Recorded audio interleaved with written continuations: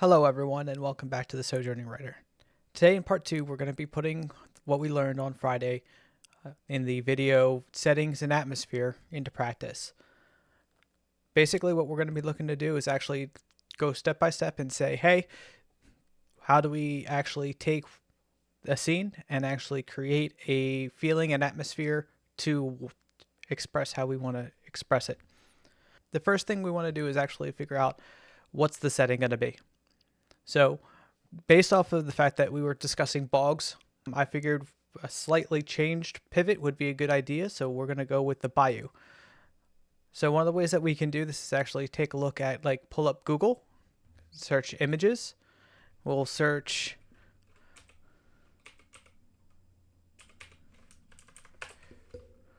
bayou images. And this will give us a scene of what it looks like for a bayou. Here we can pull up things like, we can see, got dead trees, we got marshlands, we got abandoned buildings and whatnot. So what we can do is actually take notes on different things that we're seeing. So we have like alligators and airboats right here. We got dead trees, Spanish moss. You can kind of see it here. This is called Spanish moss. And then the last one is fog, because we want to create an image, we want to create an unsettling nature. And while, not necessarily needing, the werewolf, we want to create a scene that is compelling to our readers, and part of that is an unsettling unknowing about what's around them. I have a document that I wrote up for this, and then what we're going to go is line by line, sentence by sentence, to actually say, hey, here's some practical ways to actually improve the atmosphere and setting for your story. Now, one of the best ways of doing this is always going to be the beginning of your story, so you can make sure that you're setting up for the rest of the story. Now, this is not something that you do once and just forget. This is something that you do early on, and then you sprinkle it in later just to keep the atmosphere in the scene. You don't necessarily just go full tilt about it the whole scene, but rather this is something that you do just to get the reader into the scene that you are creating. So let's get started. As Detective Lamont sat in the airboat, he gripped the sides of the seat. The morasses lay before him as a labyrinth. So one of the things is that because we're talking about a bayou, we're talking about somebody somewhere in Louisiana. Louisiana has a history with the French. It actually was a purchase by Thomas Jefferson. And so Lamont, a French name, is not something that would be uncommon. It would actually be kind of expected to have people with French names in that area, descendants of the original settlers. Sat in the airboat and gripped the sides of the seat. Morasses lay before him as a labyrinth. Basically what we're saying here is it's a natural labyrinth or a maze. By talking about it as that, it creates this unknowing because you don't know what's around the corner. This isn't the first time he'd been called out to this portion of the bayou. He has a history. He knows about this place. This is not something that's an unfamiliar for him, yet, in spite of that, he still is uncomfortable. See how he gripped the sides of the seat. Lamont's lights flicked over the water. The eyes of the oldest predators reflected him back. Now, we use lights to try to see and to make sure that we're not seeing, there's no dangers around us. But what this is saying is that it's kind of like a saying, yes, you're able to see us, but you are not safe. And letting Lamont know that you're not safe. This is dangerous waters. Kind of a flag letting Lamont know that you are not safe in these waters. Freaking gators, the detective said as he continued down the waterway. We're talking about somebody who is used to the bayou, yet hates gators. We'll find that out a little bit later. But this is somebody who doesn't like to be here, doesn't like to be dealing with this situation. And so we're just going to make sure that that becomes a theme throughout the story, or throughout the scene at the very least. The scent of decaying plants was his companion, no matter how fast he sped. The idea here is that we're talking about death.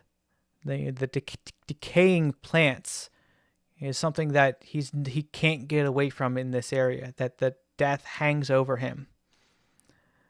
While he should have been used to the scent, it hung over him like a specter, scratching at the edge of his awareness. So here we're talking about there's an evil about this death, that it's inescapable, that it's just on the outside of what's going on, what he can see.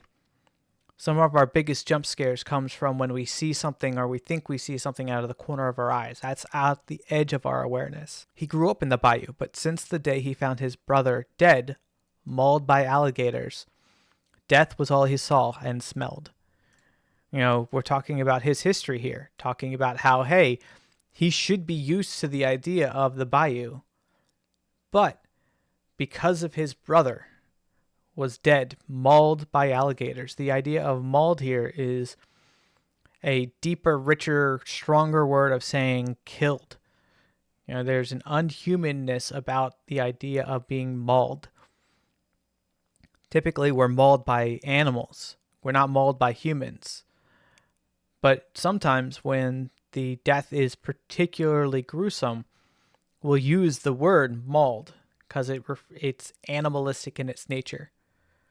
Death, that was the result of seeing his brother died. And smell is just an extra sensory that we are adding to how the Lamont is viewing the bayou. Pulling up on the only lit up portion of the swamp of death, he breathed a bit. Hopefully being around others would calm his nerves. There's a power in being around other human beings, a power in that that you are not going to be sucked out into the abyss, sucked out into the shadows, or at the very least less of a chance. If there's other people there, there's a safety in numbers that we're trying to establish here for the character. Good morning, detective. The voice of the cheerful officer was discordant with the dead trees, made modest by the fog like a silk veil hung on a corpse. This is supposed to be imagery where we're talking about there's a otherworldliness about this scene, and we create a discordant, we just create a juxtaposition between the cheerfulness of this officer and the death around him, the fog, the unknowing. Belton, it's 20 minutes till midnight, Lamont said. Why did the LT call me here? Basically, what we're saying is that, hey, we're giving a rough estimate of when this is supposed to be taking place. This is about 11:40 at night.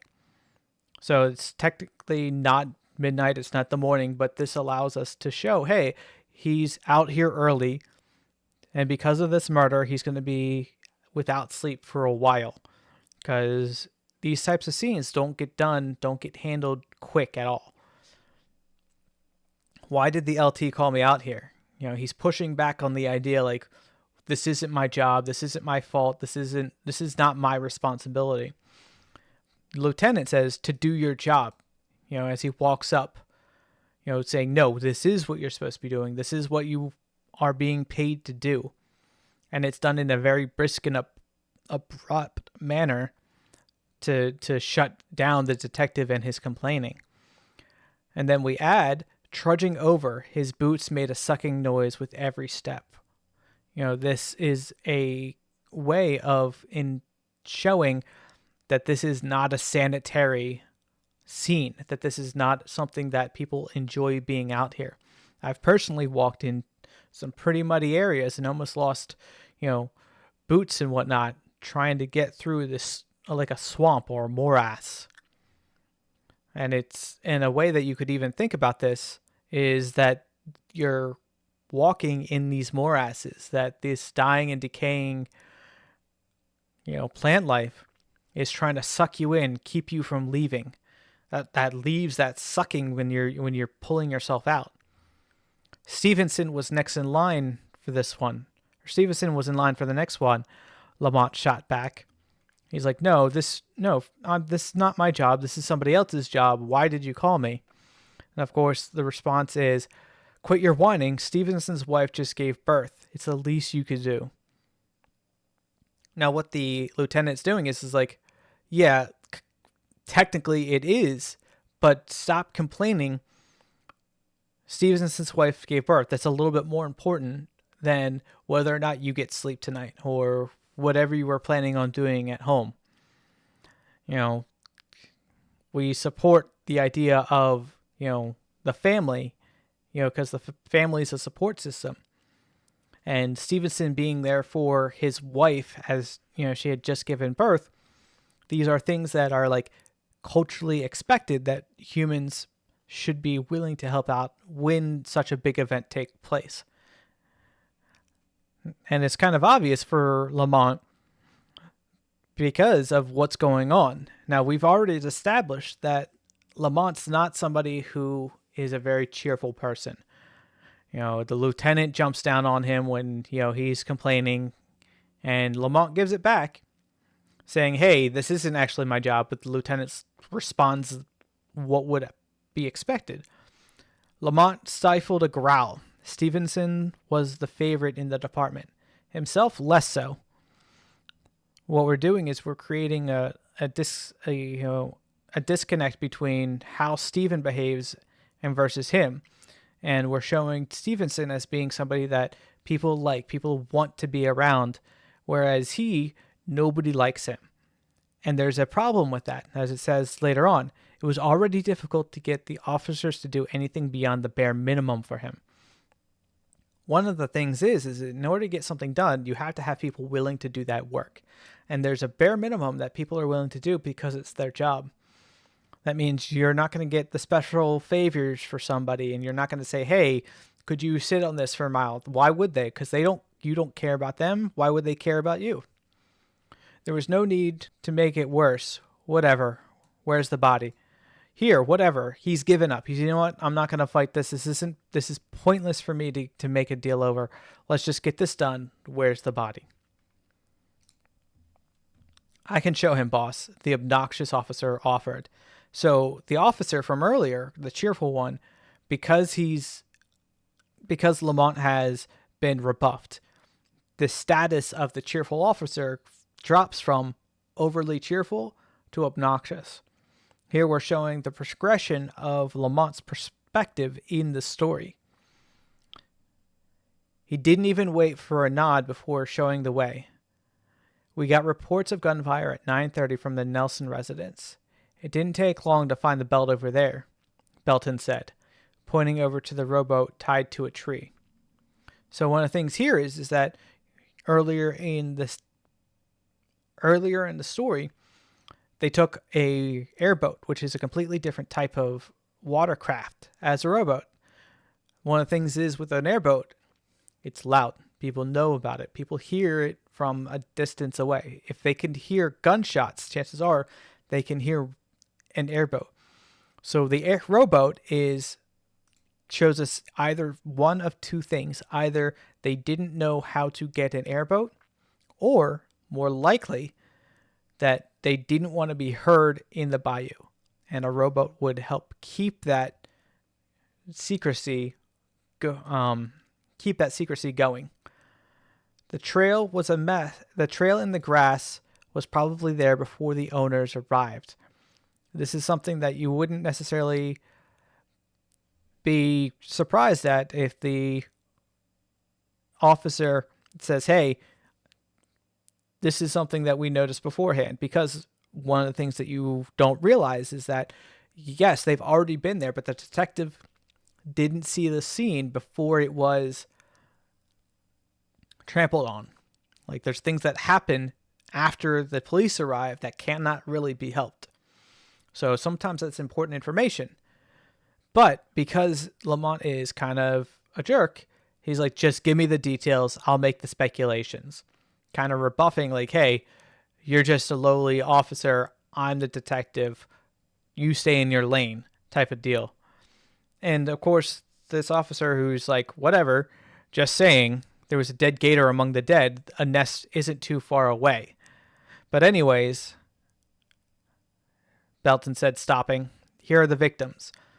So all of this to say is that, yeah, whatever, you say that, but there's, something you should be taking account of. Lamont pulled out a pair of gloves and took a look at the scene. 3 dead bodies, all male. 1 alligator, sex unknown. First victim. Lamont squatted over the body. He pulled out a notepad and began to write. Male, 50-year-old, approximate. No shoes, PJ bottoms, blue. T-shirt, gray, no ID. What we're saying here is with particularly something like no shoes and pajama bottoms, so this isn't somebody who planned to be out. This isn't somebody who's like, hey, I'm going to go out to the bayou tonight. No, this is somebody who was dragged here. Pretty easily to see that. Particularly when it says no ID. Lamont moved to the next victim. Male, 25-year-old, approximate. Tracksuit, black, gold chain. These 4 words here are talking something very discordant with the scene that we're in. You don't see somebody in a tracksuit in the bayou. We don't see somebody with a gold chain in the bayou. People avoid that if they have items that they want to lose. If they don't want to lose, gold chains is one of those things you don't want to lose, so you don't take that into the bayou unless you don't care. No ID. This is also a weird thing. Why didn't they have ID? Probably because if they got caught, they didn't want to make sure that they didn't have proof of who they were. Next victim, as the detective's moving along. Male, 30, approximate, tracksuit, red. By having tracksuit, what we're showing is that they are tied together, that they are a part of a group, and that while they are the same, they have a difference. That red and black, that creates a grouping, but not complete similarity. And in addition to that, we see tattoos on the neck. So with tattoos on the neck, what we're talking about here is that typically people who get tattoos above the neck, the people who get tattoos above the collarbone are typically people that don't conform to normal society. You see this a lot with asocial behavior. People who are in crime, mobs, people who don't care about being seen as a good member of society are more likely to get tattoos on the neck. Again, no ID. This just adds a layer of confusion and mystery to it. Has CSI been here yet? The detective is asking the officer, because that kind of means is, hey, how much can I actually mess around with this before we actually cause problems for CSI? Not yet, boss. But we already sent the fingerprints in. So we should have the results by any time now. So one of the things is sometimes with newer technology, we can get pretty rapid response about IDs without even having like a photo ID, particularly on dead bodies. So we can scan an ID, and if their fingerprints are in the system, they would get a hit. They would say, hey, this is the person according to the fingerprint. Now, one of the things is that because the database is set up the way that it is if you have certain names or certain people that are registered as having flags. So if somebody says, hey, this drug dealer gets arrested, he gets tagged, somebody else like the feds might come in. And this is kind of what we see. We see Lamont stand up and saw 3 airboats rushing towards him. The yellow decals could be seen. Great, the feds. So what we're seeing here is chances are with these words, we're talking about, hey, probably what happened is we have 2 guys, 25 and 30, tracksuit, so they're part of a group, gold chain and tattoos on the neck, so they are non-conforming members of society. Here, with somebody who's 50-year-old. So chances are what this is looking like is this was a hit. And that if it wasn't for the fact that they got mixed up with a gator, they probably would have gotten away with it. So this is kind of how we can kind of set the scene. And so create a atmosphere of unknowing and distrust about how we view the world in the scene, because the world is we're talking about death. We're talking about, unknowing in the fog. So the biggest things that cause fear in us is actually what we can't see.